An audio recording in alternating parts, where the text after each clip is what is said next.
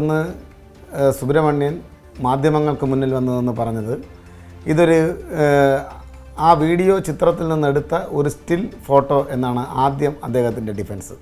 പിന്നീട് അത് പൊളിഞ്ഞത് എങ്ങനെയെന്ന് കേട്ട് കഴിഞ്ഞാൽ ആർട്ടിഫിഷ്യൽ ഇൻ്റലിജൻസ് വഴിയാണ് ഈ ചിത്രം ചെയ്തത് എന്ന് അതിനകത്ത് വ്യക്തമായി തെളിയിക്കപ്പെട്ടു. അപ്പോഴേക്കും ആ ഡിഫൻസ് വേറെ മാറ്റിയാണ് ഇന്നിപ്പോൾ നമ്മുടെ രാഷ്ട്രീയ നിരീക്ഷകനായി കോൺഗ്രസിനെ പ്രതിനിധീകരിച്ചുകൊണ്ട് ഈ ചർച്ചയിൽ പങ്കെടുത്ത ബഹുമാന്യനായ ശ്രീകുമാർ ഇവിടെ അദ്ദേഹത്തിൻ്റെ വാദഗതികൾ നിരത്തുന്നത്.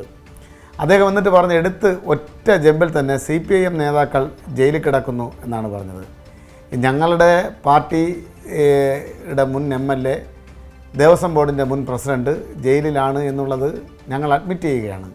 അതോടൊപ്പം തന്നെ പാർട്ടിയുടെ സംസ്ഥാന സെക്രട്ടറി അടിവരയിട്ട് പറഞ്ഞു, തെറ്റ് ചെയ്തു എന്ന് തെളിയിക്കപ്പെടുന്ന ഒരാളിന് പോലും ഈ പാർട്ടിയിൽ സ്ഥാനമുണ്ടാവില്ല.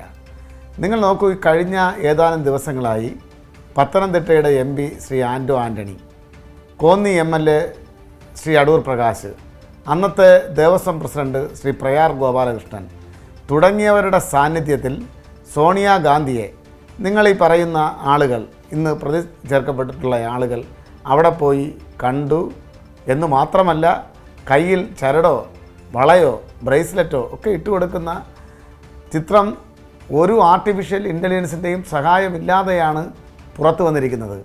ഇതിനെ സംബന്ധിച്ച് പോകാനിടയായ സാഹചര്യം എന്താണ്, ഇവരെ കൂടെ കൂട്ടാനിടയായ സാഹചര്യം എന്താണ് എന്ന് ആവർത്തിച്ച് മാധ്യമപ്രവർത്തകർ ചോദിച്ചപ്പോൾ അദ്ദേഹം പെട്ടെന്ന് പ്രൊവോക്കേറ്റ് ആവുന്നത് നമ്മൾ കണ്ടല്ലോ. വല്ലാതെ പ്രൊവോക്കേറ്റഡായി മാധ്യമപ്രവർത്തകരോട് തന്നെ ദേഷ്യപ്പെടുന്നു. നിങ്ങൾ ചോദിക്കുന്ന നിലയ്ക്ക് മറുപടി പറയാനുള്ള ആളല്ല ഞാൻ.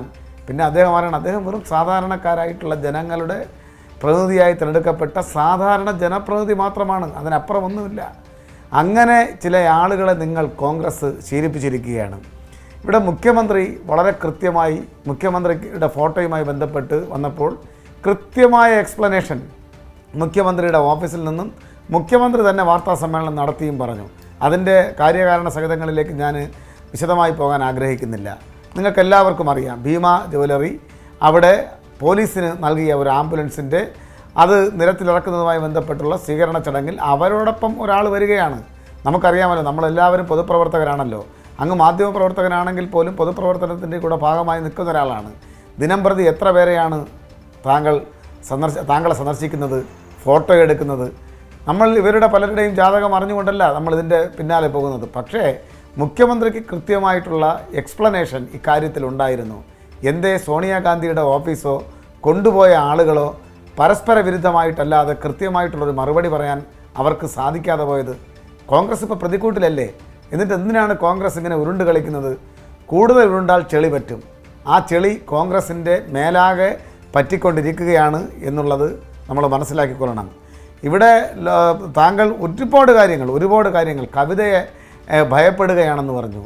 ഞങ്ങളുടെ പാർട്ടിയുടെ ഉന്നത നേതൃത്വം വളരെ കൃത്യമായി മുഖ്യമന്ത്രി അടക്കം ഒരു കവിതയെയും ഒരു പാരഡിയെയും ഞങ്ങൾ ഭയപ്പെടുന്നില്ല. ഇത് കവിതയല്ല, ഒരു പാരഡി പാട്ട്. അത് ഞങ്ങളാരെങ്കിലുമാണ് ഒരു ഭക്തിഗാനത്തെ, അയ്യപ്പനെ സ്തുതിച്ചുകൊണ്ടുള്ള ഒരു ഭക്തിഗാനത്തെ ഈ രൂപത്തിൽ വക്രീകരിച്ച് പാടിയിരുന്നെങ്കിൽ ഇവിടെ ഉണ്ടാകാൻ പോകുന്ന കോലാഹലം എന്താണ് എന്നുള്ളതിനെ സംബന്ധിച്ച് ഞങ്ങൾക്കൊക്കെ നല്ല തിരിച്ചറിവുണ്ട്. എന്തേ നിങ്ങളുണ്ടാക്കിയപ്പോൾ സംഘപരിവാറുടെ കോലാഹലം ഉണ്ടാക്കുന്നില്ല? അതാണ് നിങ്ങൾ തമ്മിൽ ഉണ്ടാക്കിയിട്ടുള്ള ഹിഡൻ അജണ്ട എന്നത് ഞാൻ വ്യക്തമായി ഇവിടെ പറയേണ്ടുന്ന കാര്യമില്ലല്ലോ. പിന്നെ നിങ്ങളിവിടെ പാടി, ബഹുമാനപ്പെട്ട അങ്ങൊരു ചെറിയ ഗായകൻ കൂടെയാണെന്ന് അറിഞ്ഞതിൽ ഞാൻ സന്തോഷിക്കുകയാണ്. പോറ്റിയെ കയറ്റി ഞങ്ങളും ഇപ്പോൾ പാടിക്കൊണ്ടിരിക്കുകയാണ്. ഞങ്ങൾ CPMൻ്റെ, ഞാനും ഒരു എളിയ പ്രവർത്തകനാണ്, ഞാനും പാടുകയാണ്. പോറ്റിയെ കയറ്റിയെ സോണിയയുടെ വീട്ടിൽ കയറ്റിയെ, പോറ്റിയെ കൊണ്ടുപോയത് ആരപ്പ, അടൂർ പ്രകാശ് ആണപ്പ എന്നൊക്കെ പറഞ്ഞിട്ട് നാട്ടിലിങ്ങനെ ആൻ്റോ ആൻ്റണി ആണപ്പ എന്നെല്ലാം പറഞ്ഞ് നാട്ടിലിങ്ങനെ പാട്ട് പ്രചരിക്കുന്നുണ്ട്. ആ പാട്ടും അതേ രൂപത്തിൽ ആസ്വദിക്കാനുള്ള ഒരു മനസ്സും ആവിഷ്കാര സ്വാതന്ത്ര്യത്തെ അംഗീകരിക്കാനുള്ള വലിയ ഹൃദയവുമൊക്കെ നിങ്ങൾക്കും സംഘപരിവാര ശക്തികൾക്കും ഉണ്ടാകണം എന്നാണ് എനിക്ക് ഈ സന്ദർഭത്തിൽ സൂചിപ്പിക്കാനുള്ളത്.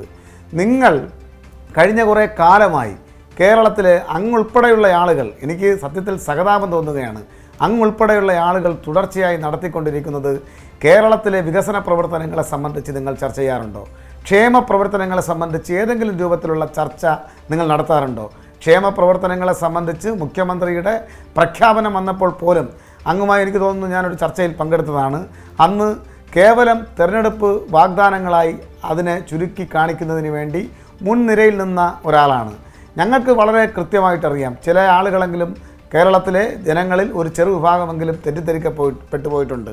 കാരണം ഇത്തരത്തിലുള്ള ക്ഷേമ പ്രവർത്തനങ്ങൾ ചർച്ച ചെയ്യപ്പെടാതിരിക്കാൻ, കേരളത്തിൽ നിങ്ങൾ അകപ്പെട്ടിരിക്കുന്ന രാഷ്ട്രീയ മൂല്യച്യുതിയെക്കുറിച്ച് ചർച്ച ചെയ്യപ്പെടാതിരിക്കാൻ വളരെ ബോധപൂർവം കോൺഗ്രസിൻ്റെ നേതാക്കന്മാർ, അതിൽ KPCC പ്രസിഡൻ്റുണ്ട്, പ്രതിപക്ഷ നേതാവുണ്ട്, മുൻ പ്രതിപക്ഷ നേതാവുണ്ട്, സമുന്നതരായിട്ടുള്ള കോൺഗ്രസ് നേതാക്കന്മാരുണ്ട്, വളരെ കൃത്യമായി നിങ്ങൾ ആ അജണ്ടയെ തെറ്റിച്ചുകൊണ്ട് ശബരിമലയിൽ മാത്രം ഒതുങ്ങി നിൽക്കുന്നതിന് വേണ്ടി ദിനം പ്രതി ഗുളിക കഴിക്കുന്നത് പോലെ, ടാബ്ലറ്റ് കഴിക്കുന്നത് പോലെ ആരോപണം കൃത്യമായി നടത്തിക്കൊണ്ടിരിക്കുകയാണ്. അതിൽ ഞങ്ങളുടെ മാധ്യമ സുഹൃത്തുക്കൾ പോലും ചില ആളുകളെങ്കിലും പെട്ടുപോയിട്ടുണ്ട് എന്നുള്ളത് ഈ അവസരത്തിൽ സൂചിപ്പിക്കാതെ പോകാൻ കഴിയാത്തത് കൊണ്ടാണ് ഞാനത് പറയുന്നത്. യഥാർത്ഥ വിഷയങ്ങൾ, കേരളം അഭിമുഖീകരിക്കുന്ന വിഷയങ്ങൾ ചർച്ച ചെയ്യപ്പെടുന്നില്ല. നിങ്ങൾ നോക്കൂ, ഒറ്റ മിനിറ്റ് കൊണ്ട് ഞാൻ പറഞ്ഞ് അവസാനിപ്പിക്കാം. ഇന്നലെയാണ് തൃശ്ശൂരിലെ മേയറായി തീരുമാനിക്കപ്പെട്ട, ആദ്യം മേയറാകുമെന്ന് കരുതിയ ശ്രീമതി ലാലി ജെയിംസ് എന്താണ് പറഞ്ഞത് കോൺഗ്രസിനെ കുറിച്ച്? കേരളത്തിലെ കോൺഗ്രസ് നേതൃത്വത്തെക്കുറിച്ചാണ് പറഞ്ഞത്. ഒരു പെട്ടി നിറയെ പണവുമായി ഒരു ഡോക്ടറും അവരുടെ ഹസ്ബൻഡും ഇറങ്ങി തിരിച്ചിട്ടുണ്ട്. അവർക്ക് മേയർ പദവി കിട്ടുമെന്ന് എനിക്ക് വിവരം കിട്ടി എന്നവർ പറഞ്ഞു. ഈ കേരളത്തിലെ ചീഞ്ഞളിഞ്ഞ കോൺഗ്രസ് മുഖത്തെ നോക്കിയാണ് ഈ ആരോപണം അവർ നടത്തിയത്. മാധ്യമങ്ങൾക്ക് മുന്നിൽ വന്നു നിന്നാണ് നടത്തിയത്. കോൺഗ്രസിൻ്റെ പ്രവർത്തകയാണ്. എറണാകുളത്ത് വിഭിന്നമായിട്ടുള്ള കാര്യമല്ല സംഭവിച്ചത്. കോൺഗ്രസിൻ്റെ ഭാരവാഹികൾ ആരാകണം നിങ്ങളുടെ ആഭ്യന്തര പ്രശ്നമാണ്. പക്ഷേ ആ ഭാരവാഹികൾ ആരാകണം, മേയർ ഉൾപ്പെടെയുള്ള ആളുകൾ കീ പോസ്റ്റിൽ വരേണ്ടെന്നവർ ആരാകണമെന്ന് തീരുമാനിക്കുന്നത് കോൺഗ്രസിൻ്റെ കമ്മിറ്റികളല്ല എന്നുള്ളത് ഭംഗ്യന്തരേണ അവിടെ പറയുകയുണ്ടായി. ഇത് കേരളത്തിലെമ്പാടും നടന്നുകൊണ്ടിരിക്കുകയാണ്. നിങ്ങൾക്ക് ഏതെങ്കിലും രൂപത്തിലുള്ള കേവലമായ രാഷ്ട്രീയ നേട്ടം സാങ്കേതികമായി ഉണ്ടാകുമ്പോൾ ആ നേട്ടത്തെ പോലും ഇല്ലായ്മ ചെയ്യുന്ന തരത്തിലുള്ള ചീഞ്ഞളിഞ്ഞ രാഷ്ട്രീയ ചതുപ്പ് നിലത്തിൽ നിങ്ങൾ അകപ്പെട്ടിരിക്കുകയാണ്. അത് മറച്ചു പിടിക്കുന്നതിന് വേണ്ടി വളരെ ബോധപൂർവം കൃത്യതയോടുകൂടി ശബരിമല എന്ന് ആവർത്തിച്ച് പറഞ്ഞ് ഒരു പാരഡി പാട്ടിൻ്റെ പിൻബലത്തിൽ കേരളത്തിലെ ഇടതുപക്ഷ പുരോഗമന പ്രസ്ഥാനത്തെ തകർത്ത് കളയാമെന്ന വ്യാമോഹം നിങ്ങൾക്കുണ്ട്. അത് നിങ്ങൾ മാറ്റിവെക്കണം എന്നാണ് എനിക്ക് നിങ്ങളോട് അഭ്യർത്ഥിക്കാനുള്ളത്. ഒരു വരി കൂടെ, ഇതിനു മുൻപും തിരഞ്ഞെടുപ്പിൽ ഞങ്ങൾക്ക് സാങ്കേതികമായ പിന്നോട്ടടി ഉണ്ടായിട്ടുണ്ട്. ആ പിന്നോട്ടടികളെ അതിജീവിച്ച് ഇതിനേക്കാൾ മനോഹരമായി മുന്നോട്ട് വന്ന ചരിത്രം കേരളത്തിലെ ഇടതുപക്ഷ പുരോഗമന പ്രസ്ഥാനം, പ്രത്യേകിച്ച് CPMന്, അതിൻ്റെ നേതാക്കന്മാർക്ക് ഒക്കെ അവകാശപ്പെടാൻ കഴിയുന്ന ഒന്നാണ്. അത് ബഹുമാനപ്പെട്ട മാധ്യമപ്രവർത്തകനായ അങ്ങയെ ഞാൻ ഓർമ്മിപ്പിക്കേണ്ടുന്ന കാര്യമില്ല എന്നാണ് ഞാൻ കരുതുന്നത്.